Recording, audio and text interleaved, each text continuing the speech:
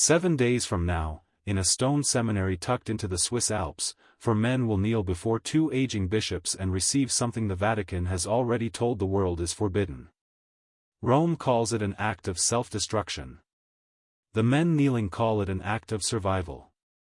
And in exactly 1 week, on July 1, 2026, the Catholic Church may split in a way it hasn't split in nearly 4 decades. In 1 week, something will happen inside a small seminary in the Swiss countryside that most Catholics have never heard of, and almost none of them are watching closely enough. But the people who run the Catholic Church are watching very closely, because what happens there on July 1, 2026, could trigger the most serious rupture inside the Church since 1988. This is the story of the Society of St. Pius X, known by its acronym, the SSPX, a traditionalist Catholic organization with roughly 500,000 followers, more than 700 priests, and chapels in over 60 countries. It is also the story of Pope Leo XIV, the man who now has to decide how far the Catholic Church is willing to bend before it breaks, and the story of 4 priests who, in exactly 7 days, are scheduled to become bishops without the Pope's permission, a move that under church law would excommunicate them the instant it happens. To understand how serious this is, you need to understand who these men are, why this fight has been simmering for over 50 years, and why this particular date, July 1st, was chosen on purpose, not by accident. Let's start with the immediate crisis, because it is happening right now, in real time, and the clock is already running.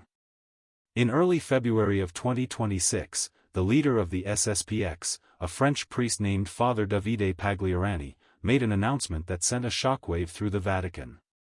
He said that the society would consecrate 4 new priests as bishops on July 1st, with or without Rome's blessing. He didn't frame it as rebellion. He framed it as necessity. The society, he explained, currently has only 2 living bishops, and both of them are in their 60s. One of the society's previous bishops died in 2024. Another died in 2025. Without new bishops to ordain future priests and keep the apostolic line alive, the entire organization, decades of seminaries, parishes, and hundreds of thousands of worshippers, would slowly run dry. Pagliarani called it an objective state of grave necessity. In plain language, he was saying, if we don't act now, this entire movement eventually dies out on its own. But here's the problem. Under Catholic Church law, a bishop cannot consecrate another bishop without what's called a papal mandate, direct permission from the Pope himself. It's one of the oldest and most absolute rules in the entire structure of Catholic governance, because bishops aren't just managers. In Catholic theology, a bishop carries something called apostolic succession, an unbroken chain of authority that traces, link by link, all the way back to the apostles themselves. Consecrating a bishop without permission isn't like promoting an employee without asking the boss. It's seen as manufacturing a piece of that sacred chain illegally, and the Church treats it as one of the gravest violations a Catholic can commit. So 10 days after Pagliarani's announcement, on February 12, the Vatican's chief doctrinal authority, Cardinal Manuel Fernández, the head of the dicastery for the doctrine of the faith, personally met with him in Rome. Fernández offered what he called a path forward, a structured theological dialogue, a real conversation aimed at finding the minimum conditions both sides could accept to stay in full communion. But there was a catch. Rome wanted the SSPX to suspend the July 1st consecrations as a condition of even starting that conversation. Pagliarani said no.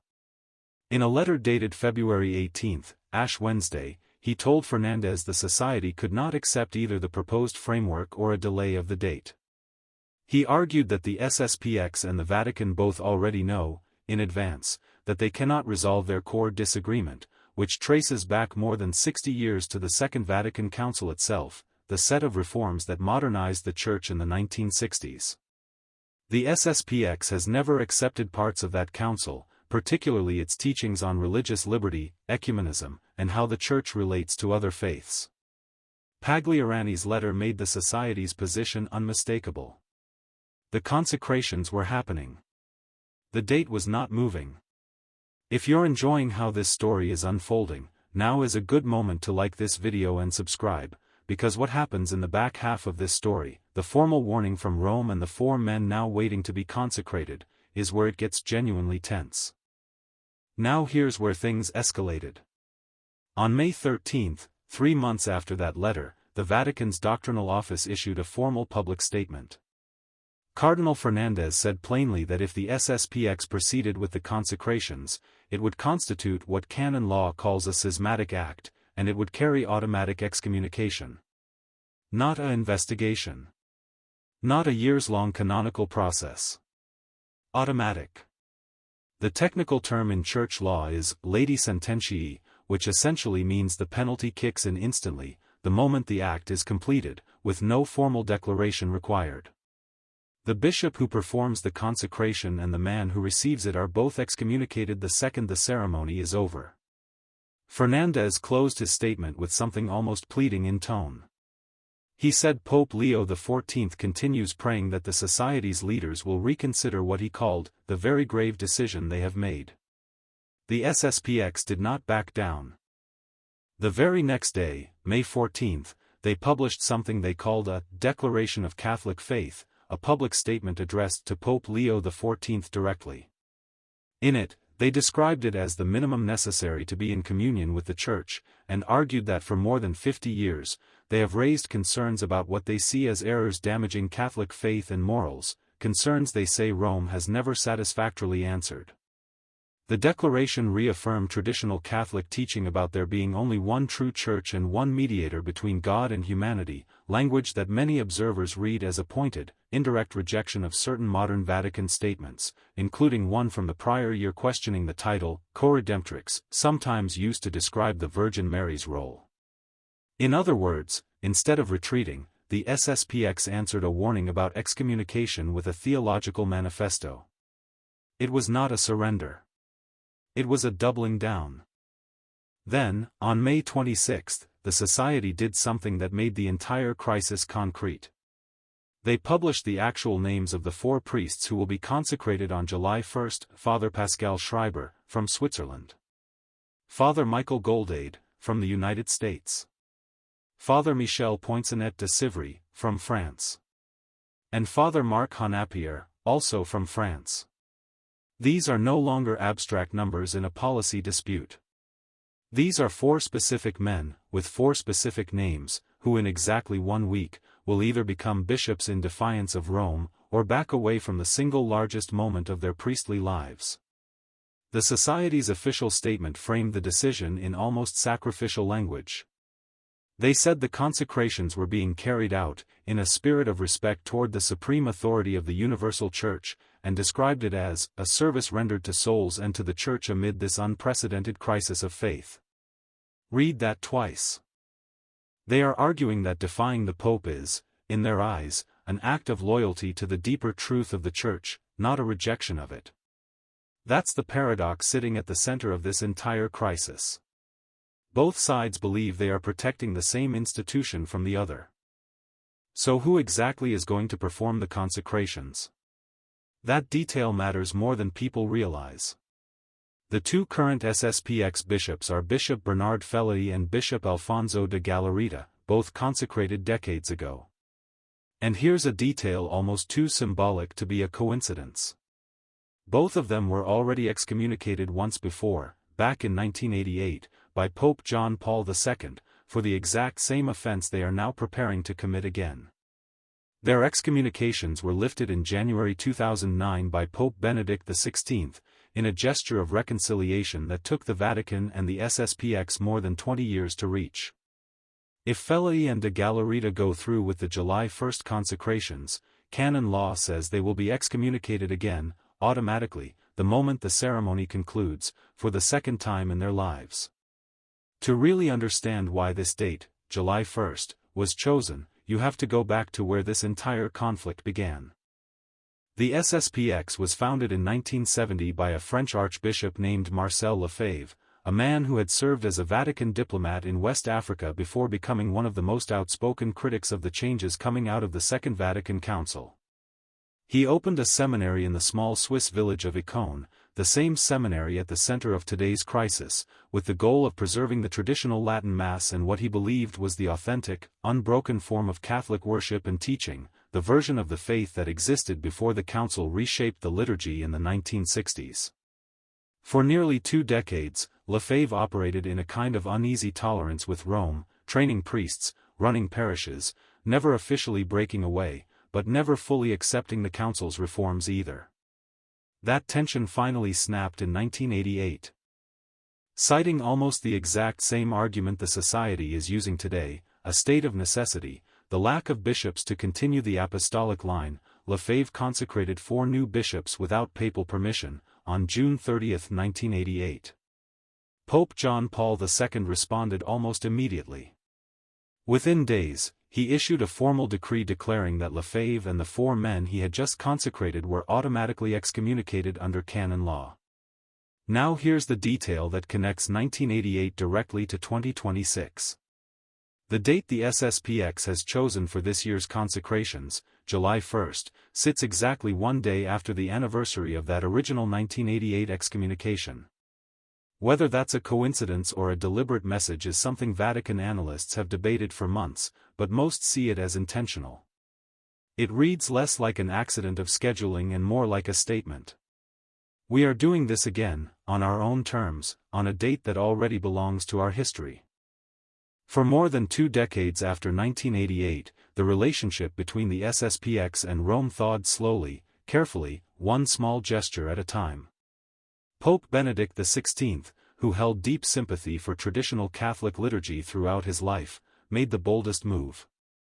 In January 2009, he lifted the excommunications on Fellari, de Galarita, and the other 2 surviving bishops from 1988.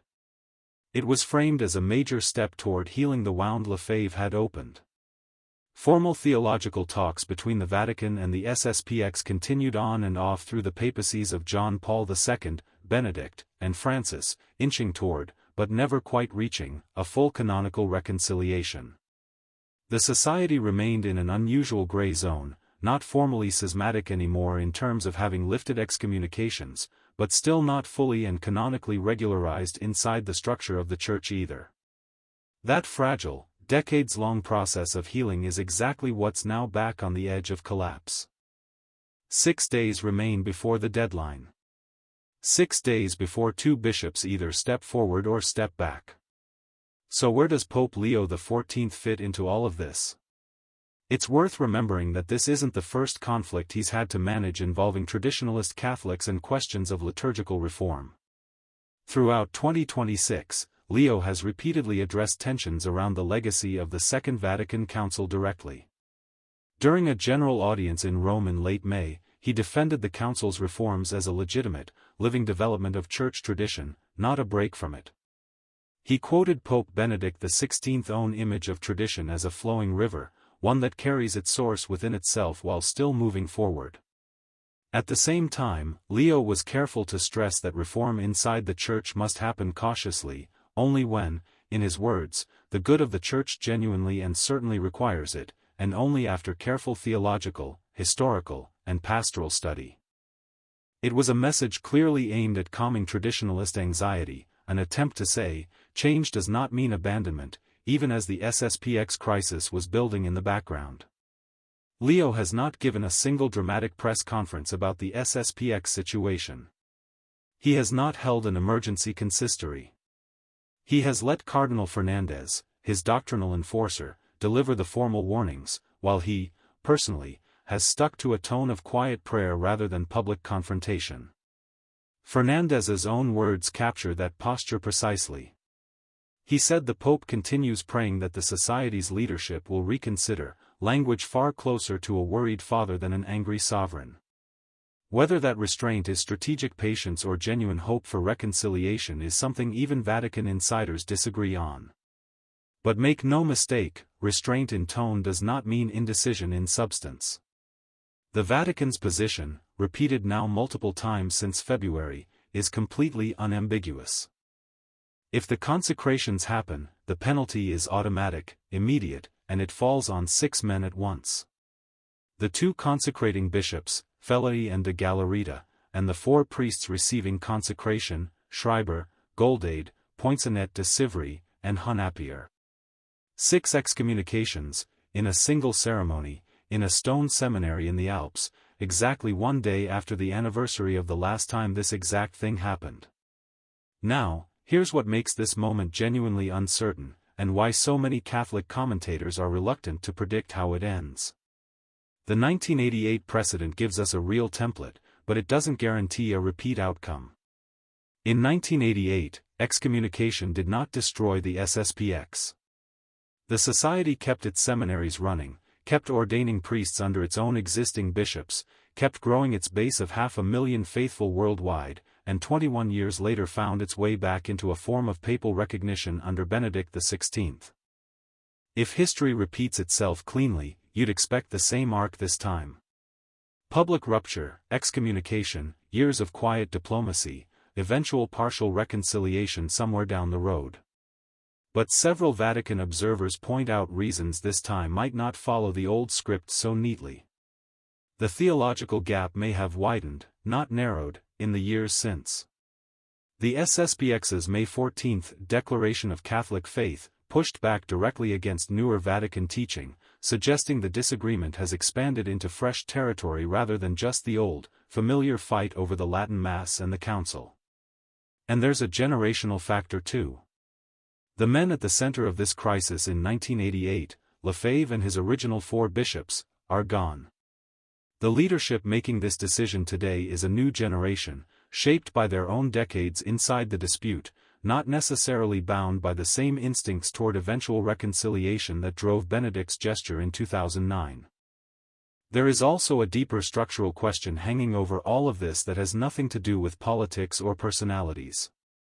It's about what an excommunicated bishop is even capable of doing, sacramentally, going forward. Catholic theology draws a distinction between whether a sacrament is valid and whether it is licit, lawful. Even canon lawyers who strongly oppose what the SSPX is doing generally acknowledge that a consecration performed by a real, validly ordained bishop, even one acting completely outside church law, still actually transmits the sacrament. It's illegal, but according to most theological analysis, it isn't fake. That distinction is exactly why the 1988 bishops were eventually able to be reconciled rather than simply dismissed as never having been real bishops at all, and it's exactly why this new generation of 4 priests, even if excommunicated the instant they're consecrated, would still, under that same theological logic, actually become bishops in a sacramental sense. Illicit, condemned, outside the law of the Church, but not nothing. That single distinction is, in many ways, the entire reason this conflict has been able to survive for more than 50 years without simply ending. Rome cannot pretend the SSPX's orders are meaningless, and the SSPX cannot pretend Rome's authority over who may licitly become a bishop doesn't exist. Both sides are trapped inside a disagreement neither can fully escape. So what actually happens next, in the next 6 days, before July 1 arrives? Based on the pattern of the last 5 months, expect one more attempt at outreach from the Vatican, possibly another personal appeal from Cardinal Fernández, possibly something even more direct from Pope Leo himself, though he has so far avoided public statements on this specific crisis. Expect the SSPX leadership to make no public indication of backing down, given that they've already published the 4 men's names and have framed this as a matter of theological conscience rather than negotiating leverage. And expect, unless something changes dramatically and quickly, that on July 1, in Icone, Switzerland, the ceremony will proceed exactly as announced. If it does, the moment the final consecration is completed, 6 men, 2 bishops and 4 newly ordained, will be automatically excommunicated under canon law, with no announcement needed to make it official, no trial, no waiting period. It will simply already be true. The Vatican will likely issue a formal statement confirming what canon law has already done on its own.